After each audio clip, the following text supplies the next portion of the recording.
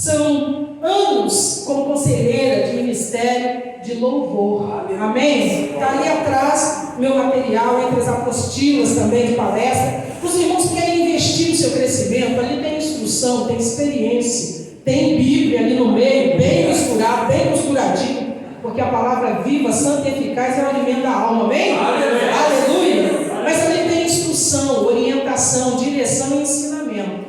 E isso é bagagem, é experiência. E que você vai estar adquirindo para o seu crescimento e amadurecimento e desenvolvimento da sua vida na área de louvor. Todos nós somos adoradores. A primeira parte é devocional, mas a segunda parte é técnica, porque nós cremos que é 100% unção e 100% o preparo. Amém? Não é metade de nada, é inteiro. Oh, glória! Então, nessa fé. E Deus me deu essa graça, então está ali. Hoje, para a glória de Deus, Deus me deu o privilégio de fazer parte de uma equipe da Psico para Todos. Então, a terapia pastoral, que eu já sigo na igreja há uns 26 anos, fazendo acompanhamento na área de estresse, ansiedade, depressão, hoje eu faço dentro da clínica.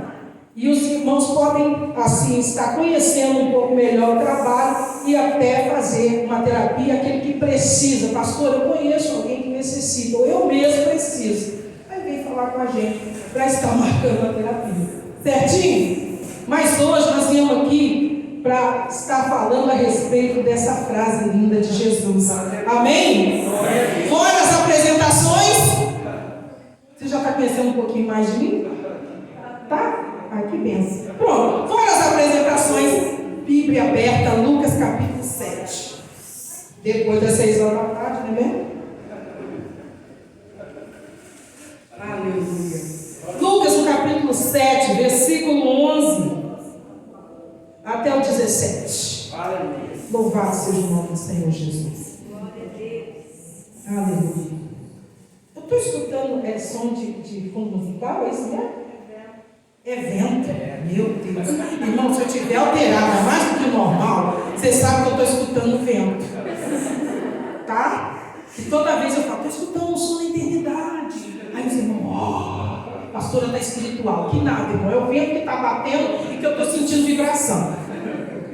Lucas capítulo 7, do 11 ao 17. O texto diz assim: pouco tempo depois, Jesus foi para uma cidade chamada Naim. Os seus discípulos e uma grande multidão foram com ele. E quando ele estava chegando perto do portão da cidade, lá saindo de um enterro, o defunto era filho único de uma viúva.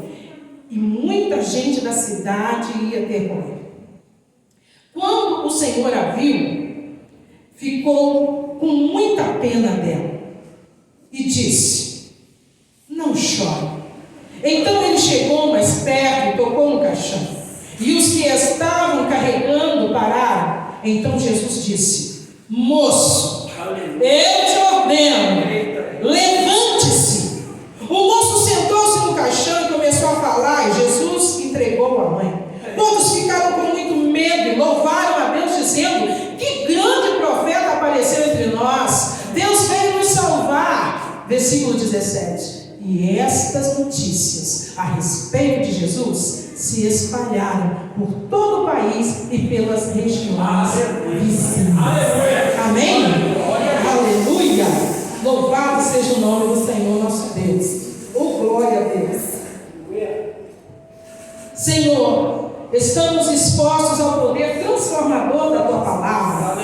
Fala conosco. Queremos ouvir a Tua voz. Nós recebemos neste momento, ó Deus, o direcionamento do Teu Espírito. O nosso coração está aberto e dilatado para receber esta ministração. Amém? E graças a Deus. Louvado seja o nome do Senhor. Podemos assentar, amados? Aleluia.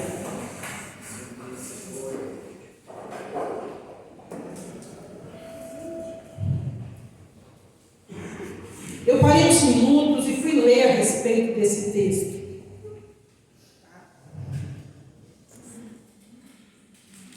Falei com o Senhor.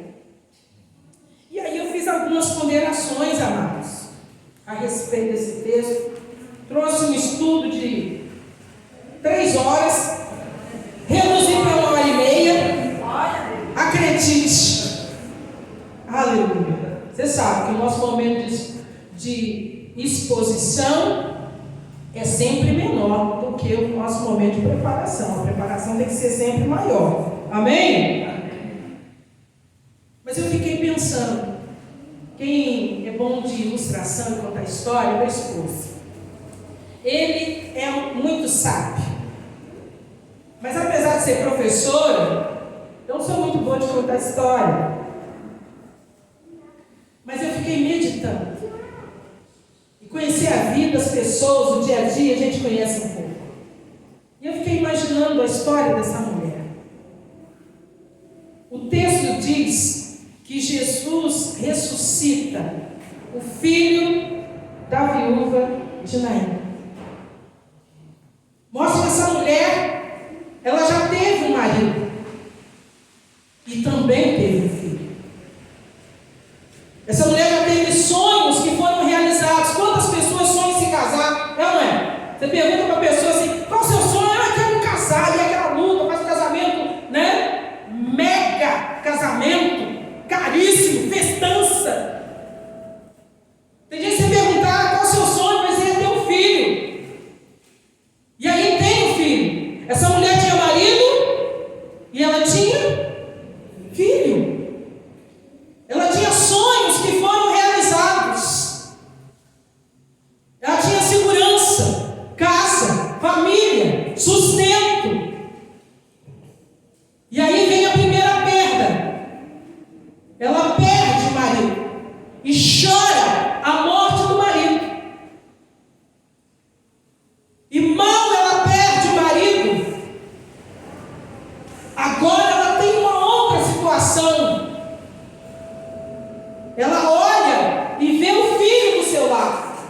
E o filho se torna o consolo da sua vida. Quantos de nós, no momento de uma grande perda, não transformamos algumas coisas, algumas situações, como segurança para nós? Como porto seguro? Como nossa esperança? E ela começa a olhar para o menino e enche de expectativa o coração. Eu perdi o marido, mas eu tenho agora um filho. Eu ainda tenho um filho. E quando a gente ainda tem uma válvula de escape, uma porta aberta, uma esperança, a gente se agarra nessa esperança. É ou não é? A irmã está aqui contando testemunho. Mas muitas pessoas, quando eles estão à beira da morte, numa situação de quase morte, eles procuram por um tratamento, eles procuram por uma saída, alguém que possa ajudar, estender a mão, fazer alguma coisa. E enquanto tem um tratamento na área da enfermidade, a pessoa ainda se sente segura, porque tem um tratamento. Enquanto tem uma audiência de reconciliação para o casal, a pessoa entende o quê? Ainda tem uma solução para o meu casamento, que está manco, que está arrastando, que está indo de mal a pior, ainda tem uma chance. Mas quando tudo aquilo que você esperava, e tudo aquilo que você depositou, todas as suas expectativas, você não tem mais, aí a perda é muito grande. Aí o choro é bem maior. Porque não tem mais aquela garantia. Porque se faltar esse, eu ainda tenho esse daqui. E agora? Agora o sonho está quebrado. Agora a expectativa já virou frustração. Agora a esperança que eu tinha, estou carregando um morto nos braços. Não tem mais. Ali estava a esperança de toda uma descendência. Ali estava a esperança, estava a semente. Ali estava toda a continuidade. Se é que você está acompanhando, está juntinho comigo no raciocínio? Ali tinha toda uma continuidade, ali tinha toda uma história, tinha todo um depois. Na vida daquele menino, aquela mulher depositou o futuro, porque ele era a segurança, ele era o sustento de quem ia cuidar dela na velhice. E se ela não tem mais o marido, nem o filho, ela não tem parente próximo, ela não tem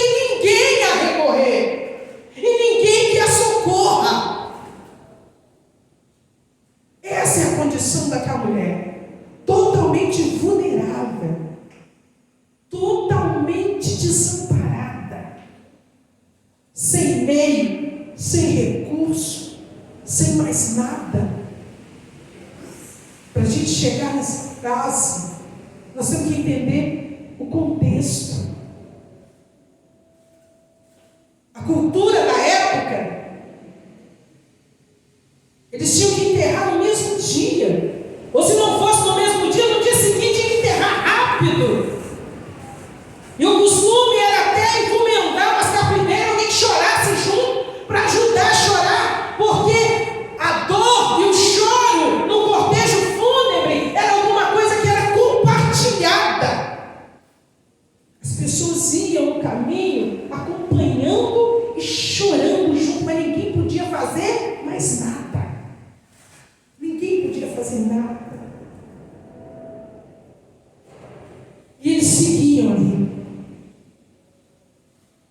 Aí você fala assim: pastor, o que a senhora veio dizer para a gente? Que o sonho acabou? Que o sustento acabou? Que a esperança se foi? Eu vim dizer para você que chega uma hora que nós também vivemos situações assim. Eu não sei o que morreu, ou o que você perdeu, mas alguma coisa, ou alguma circunstância da nossa vida, seja crise ou seja perda, nos transforma em pessoas duras e amargas. Vida que só chora, vida depressiva, e só sabe chorar porque não encontra futuro, não encontra saída, não vê jeito de ainda dar certo, não vê jeito das coisas funcionarem, não vê jeito mais de ser curado. A Bíblia vai dizer que um dia antes Jesus está em Cafarnaum e ele está diante um centurião, o servo do centurião está quase à morte e Jesus enfrenta a doença terminal e sai vitorioso da doença terminal. E aquele servo é curado. E aquele que está quase à morte, está quase destruído. Eu quero que você veja a progressão do que está acontecendo. Mas no caso aqui, aquela mulher não está lidando com quase, ela está lidando com a situação que já se estabeleceu. O menino já morreu. O pior já aconteceu. Ele não vai acontecer. Não é uma expectativa. Eu acho que vai dar ruim. Não, já deu. O pior já aconteceu. E ela não vê saída. E eu quero que você observe uma coisa. Ela não é uma mulher ilustre. Ela não é uma mulher conhecida na cidade grande. Naim é uma aldeia pequenininha. Se bobear na época tinha umas 35 famílias, 180 pessoas. Hoje em dia deve ter um pouquinho mais, umas 1.500. É uma cidade pequena, rural, pobre. Essa mulher, nem a Bíblia fala o nome dela. Ela é conhecida pelo nome da vila que ela morava e pelo estado civil. É viúva e é de Naim. A identidade dela não é revelada. Mas a Bíblia vai dizer uma coisa extraordinária, tremenda, poderosa. Jesus, ele termina de fazer um milagre. Jesus, ele termina de fazer um milagre e ele sai numa viagem longa e cansativa. Cafarnaum está a 40 quilômetros, 50 quilômetros da vila de Naim. Naquele tempo não tem automóvel. Tem gente que falou assim: é longe, ele foi de avião. Não, ele foi de a pé, como os mineiros falam. Ele foi de a pé. E a pé, para ele cortar caminho, ele teria que subir montanha. Teria que se esforçar para chegar lá. E ele foi assim na carreira. A Bíblia diz que um dia antes ele está em Cafarnaum. E ele chega na hora que o cortejo está saindo pelo portão da cidade. Você fala assim: pastor, o que o senhor está dizendo para mim? É que Jesus Cristo, ele não se atrasa. Jesus Cristo chega na hora certa, no momento exato. Quero que você entenda algumas verdades bíblicas, verdades poderosas sobre a minha vida e a sua vida.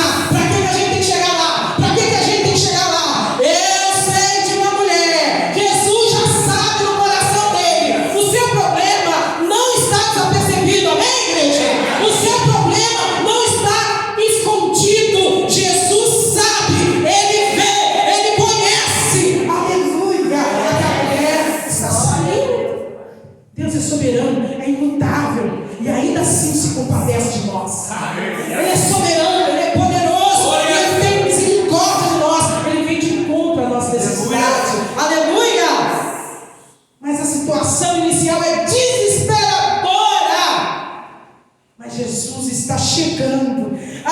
Irmãos, a Bíblia mostra que o cortejo todo mundo chora. No cortejo todo mundo acompanha o sofrimento. No cortejo todo mundo vê o sofrimento. Mas ninguém interfere, ninguém faz nada. A Bíblia diz que Jesus corta o cortejo. Amém? Jesus está passando pelo meio daqueles que estão à sua volta, pela multidão que te rodeou, pelas pessoas que estão só acompanhando o seu sofrimento. As pessoas que só sabem o que está acontecendo, mas não pode fazer nada por você. Quantas vezes você está no meio da multidão, cercado de um monte de gente, se sentindo tão sozinho, tão desamparado, as lágrimas cortam o rosto, ninguém sabe o que está acontecendo. Mas quem era mesmo aquela mulher para que Jesus se importasse com ela? Quantas vezes você vem e fala: quem sou eu para o Senhor se importar com o sofrimento? Quem sou eu? Será que o Senhor está me vendo? Será que Ele se lembra de mim? Isaías 49:15. Você pode abrir aí, pastor? Isaías 49:15. Eu vim te dizer isso hoje, porque foi essa palavra que o Senhor tocou no meu coração. Olha que palavra linda. Abre o texto aí. Olha que palavra maravilhosa. Quem era aquela mulher? Talvez você diga assim: meu Deus, eu não tenho nome, não sou uma pessoa de grande conceito, não sou uma pessoa ilustre da cidade. Como faz? Ninguém me conhece. Eu quero te dizer: Jesus te conhece. Isaías 49:15, como diz? Pode uma mulher esquecer-se do filho que ainda mama, de modo que não se compadeça do filho do seu ventre? Mas ainda que essa se esquecesse, eu todavia não me esquecerei de ti. Jesus não se esqueceu de você. Amém, amado? Jesus não se esqueceu, igreja. Ele está vindo ao seu encontro. Diga para o seu irmão: Jesus está vindo ao seu encontro. Ele está passando agora pela multidão que te rodeia. Ele está entrando no meio dessas pessoas que não podiam fazer, mas não fizeram. Eles estão só chorando, estão compartilhando do seu sofrimento, estão compartilhando da sua dor. Mas Jesus não veio só compartilhar da sua dor. Ele não veio só sentar do lado e chorar junto, não. Ele disse para aquela mulher: pare de chorar. Às vezes alguém manda a gente parar de chorar porque já não aguenta ver a gente sofrer. Quantas vezes a pessoa manda a gente parar de chorar porque não sabe o que fazer? Mas Jesus Cristo, quando fala para mim e para você: pare de chorar agora, não chore mais. Ele está mostrando para mim e para você que Ele vai entrar com providência agora na sua causa, porque Ele vai resolver o motivo do choro. Ele interrompeu, Ele interceptou aquele cortejo para dizer: eu estou removendo o motivo da sua dor, o motivo do teu choro, o motivo do seu sofrimento. Jesus não é leviano, não. Tem que falar: pai, chorar não aguento, mas eu quero chorar. Essa choradeira. Jesus não é leviano. Ele não falou isso para magoar, Ele não falou isso para ferir. Ele já tinha acabado de curar, mas Ele é o Senhor da vida, e Ele é o Senhor da morte, e Ele disse: eu revolvo a morte e eu devolvo a vida. Ó Paulo de João, que recebe, vai viver de novo. Para de chorar, porque vai viver de novo.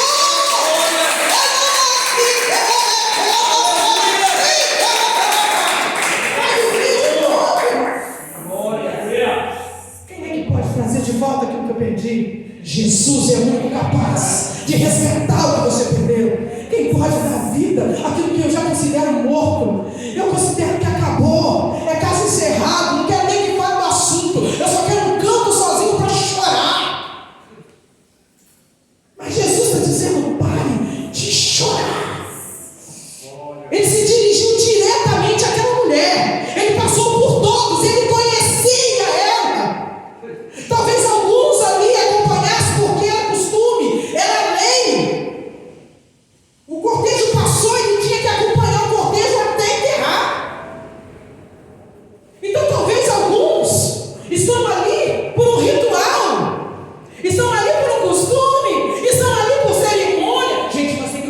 comparecer. Quando morreu, nós temos que comparecer. Jesus estava ali porque o coração dele estava cheio de compaixão por aquela mulher. Você entende o que é compaixão? Compaixão é não só olhar a miséria do outro, é se condoer pela miséria do outro, é deixar suas entranhas se comoverem pela miséria do outro. O Senhor Jesus entra com providência.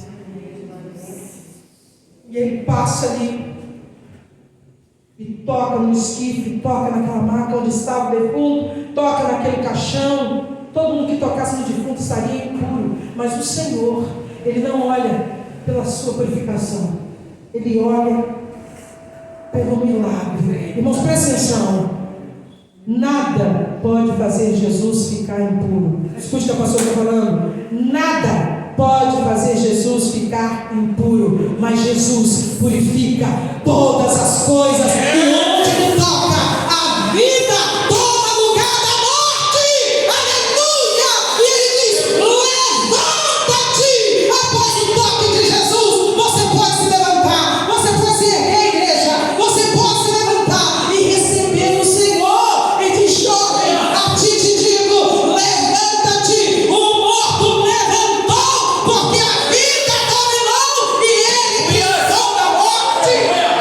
Aleluia! Esse é o Senhor, o nosso Criador.